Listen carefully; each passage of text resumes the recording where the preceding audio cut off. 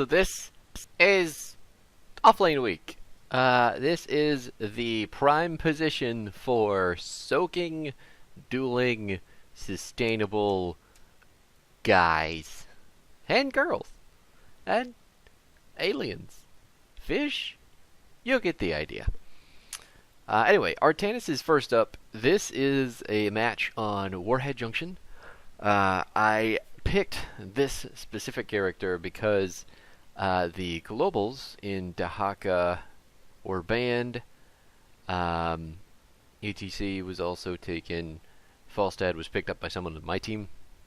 And I wanted to have maybe not a physically global presence, but with the alts that Artanis has, both are global, so we can still contribute even if we're off soaking from somewhere, or getting a Merc camp, or doing shit that offlaners do.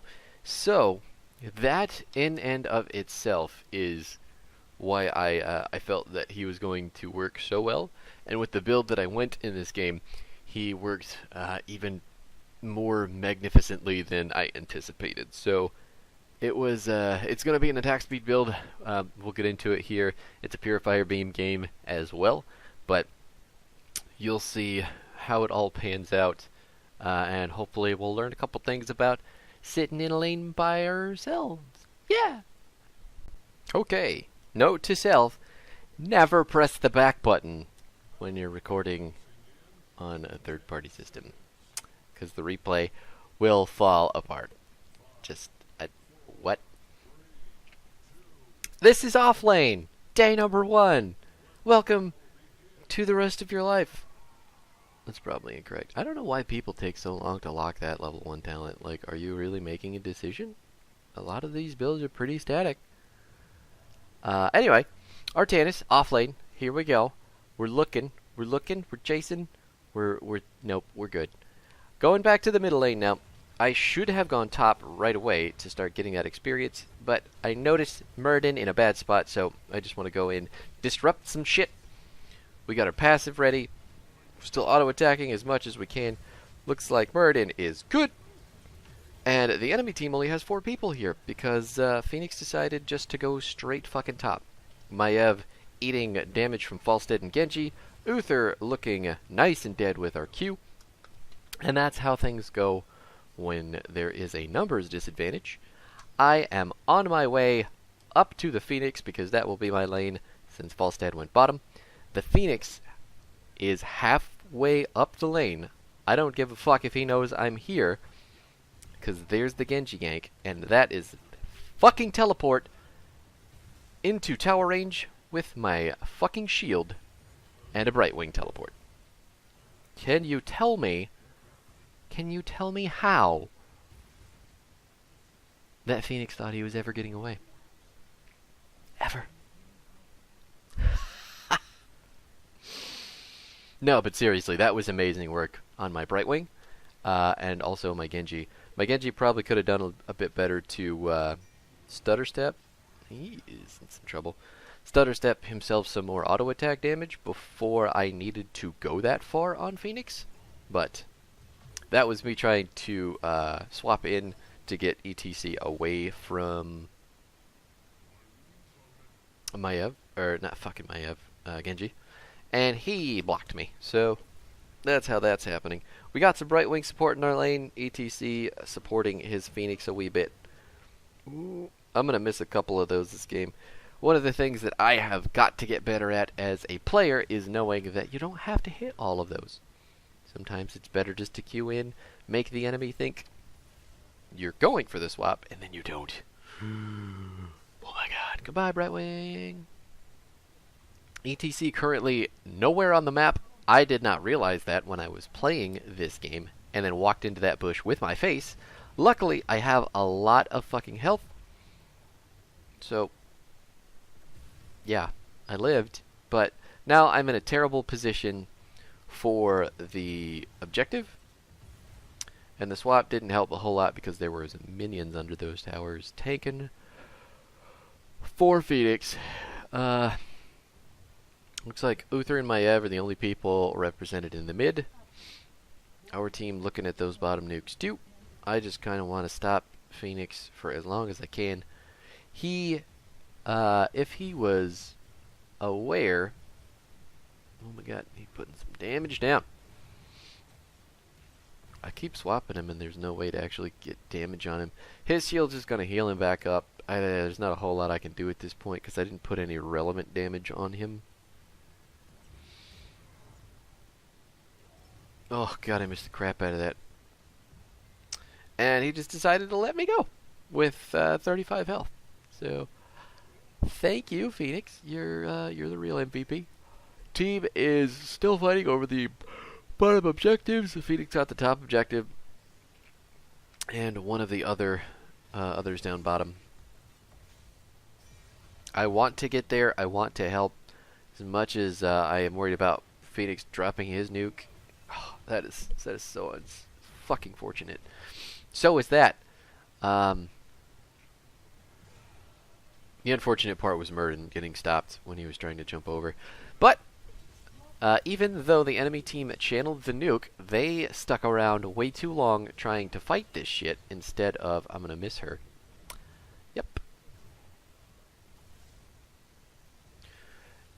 I gotta learn to hold that button a little bit longer.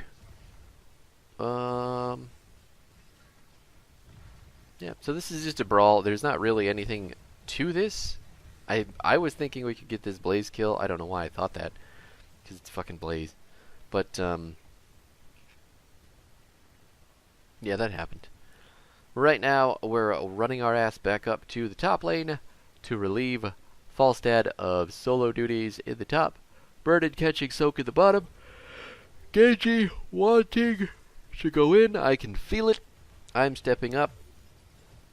Maiev just thinking. This is the problem with Maiev in unranked and quick match. So many players thinking that they can just go in and get a hook or a chain or a tether, whatever the fuck it's called. There's so many fucking words.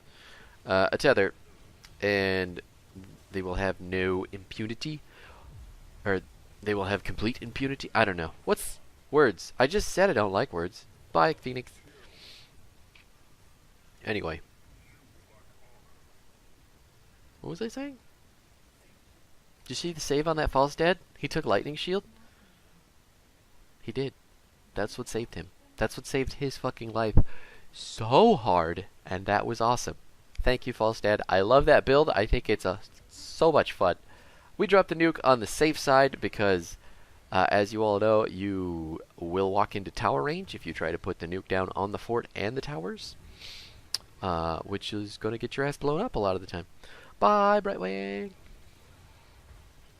Maiev still thinking she can go in. She's going to try to pull Genji. Like, who cares? It's Genji. I am dashing into them mainly to disrupt their thoughts. Anytime Artanis goes in, people immediately think, oh shit, I better start sidestepping. Just like Kerrigan. Just like Kerrigan. He's one of those combo characters where you're just like, fuck! Oh wait, he didn't do it. Anyway, I took beam. I took the beam instead of the blind for my global ult. And the reason being is because the only people with auto attacks on that team that I'm worried about are Maiev and Phoenix. And Maiev is probably not going to use her auto attacks very much. So, I took beam instead to put some pressure on different places in the map when I am doing the experience soak that I'm doing right now. Falstad is on that camp in the bottom lane. Muradin is just trying to do his best to soak for Falstad while he is out there. And then there is some contention on the estimate. The estimate? The estimated time of nuke capture. What the fuck? I don't know what I'm talking about. I could have dashed over to Maiev to pull her, but my thought was, hey, you got to put the beam down because it's a 3 versus 4 in the middle on that nuke. And that did do quite a bit for us. If Blaze didn't have bunker, he would be hyper dead. Looks like Phoenix is going to get taken out. ETC with stage dive, Uther with his storm, But we're all living, and Maiev missed her ult on me, so this is currently a 5 versus 4, but a lot of us have shit for health right now. I just want to get my auto attack speed up, so I hit the swap from point blank. Trying real hard just to hold back the tides. Genji doing his damnedest as well. We got the Blaze kill. This is the point. We should be leaving. I can't believe Maiev dodged that auto attack, but at the same time, those minions are so pissed at her. Yes, back to what I was saying though. We can't take this with the amount of mana that we have. Did you see his little fidget when he saw the dash? Our mana bars are insanely low, and those power our abilities, which are usually what save us and win us team fights. So right now, none of us are realizing how low our mana bars are, and we are continuing to fight and trying to channel. Falstad going down because we got split. I am probably the next to fall here because I'm not going to get anything from my healer. She didn't even have to blink in. She could just let me die. That's fine. She got... so, wow. Well, this sucks for us. This is actually a really, really good learning opportunity.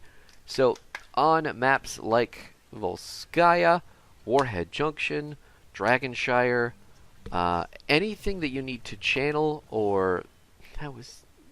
That is the epitome of trade, Genji. I like it. The shuriken. But maps where there is going to be a prolonged fight over an objective, you and I should be paying attention not only to our health, but the mana bar. The mana bar being the second most important part of playing that hero. It's one of those things that I think a lot of people forget about, especially on characters who don't normally have mana troubles. Artanis has some pretty high mana costs and some pretty short cooldowns, so it's easy to run out. It's not easy to recognize that you're running out, though. And especially when your whole team is running out. Like, sometimes it's... That whole situation, we would have been better served to get the fuck out of there.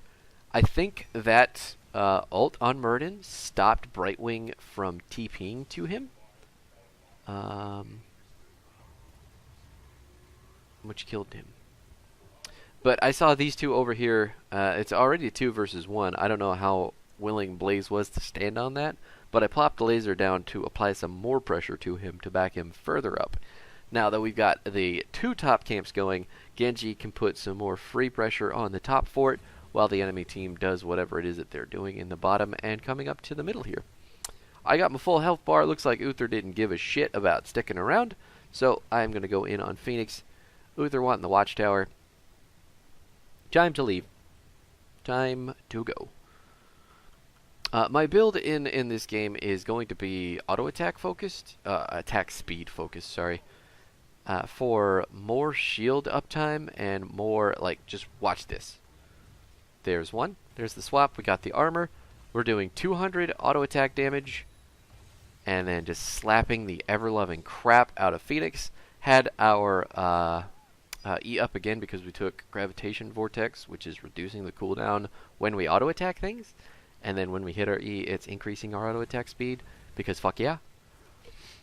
And Phoenix didn't have a chance. Like, the rest of my team came in and he was just ultra fucked, even with his warp. Uther dropping big stun. Brightwing trying to use her blink heal to get away. She is going to not go down? Wow. Brightwing just doing that expert walk away. And then Maiev dying. ETC dying. Even though we were blind as fuck that whole time. My team knew what they were doing. It's just, look at it. Look at such good teammates. And then the obvious boss play. Because 3 on their team are dead, and we have plenty of boss damage with this comp. I say plenty.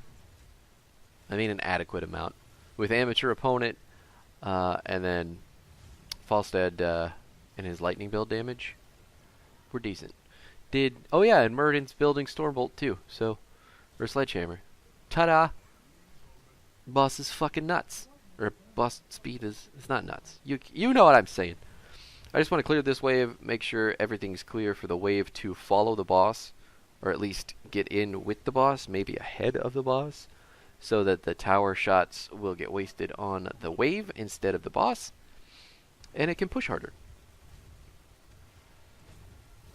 Like, obviously you don't want the towers shooting us, but you don't want the tower shooting the boss either if you can help it. So push the wave, just a tip, push the wave with the boss first.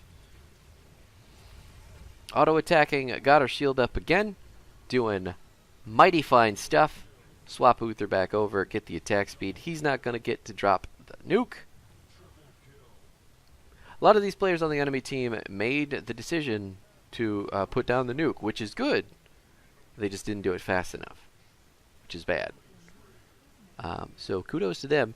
This is the game-ending push here, BTW. This is the boss. I want the shield on the core down before I nuke it. There it is. And now with our attack speed... cheeky fucker. But that is the game. And that is a win condition as well. Any map that has bosses, that also has objectives... Oh shit. I gotta take my garbage out today. Hey, look at that, it's me! Yeah, so I mean, that was the game. It's pretty cool.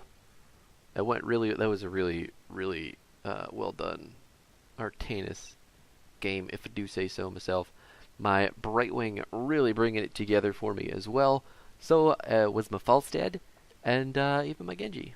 Like, I didn't see Murden a whole lot, but he was doing okay too.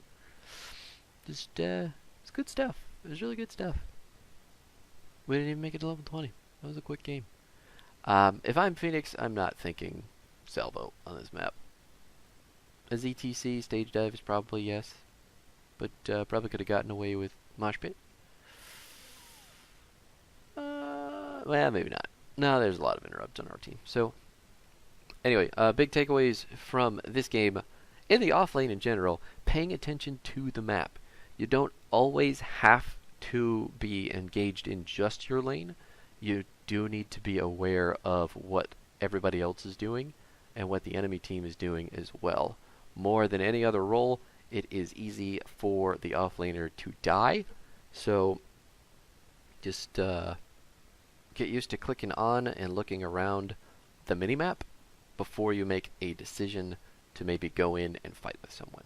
Because you never know if that ETC is hiding out in the bush, or if he's off doing a camp, or if he's just, sitting AFK in the base, or some shit. But that is that. Yeah, basic understanding of offlaning is equivalent trading.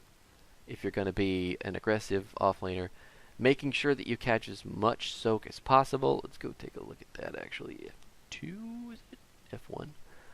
We had second highest on our team. Falstad, being another offlaner type hero, had the most with his global, so I can appreciate coming in second. Looks like Murden was doing a damn fine job also. So was Brightwing. Genji was doing a bit more roaming, so it's kind of par for the course that he doesn't have the most. Anyway, that was Artanis. That was the offlane. If you liked it, if you have anything to add to it, especially in this particular setup with this hero, feel free to let me know. I know it's not the normal offlane stance, but I liked it.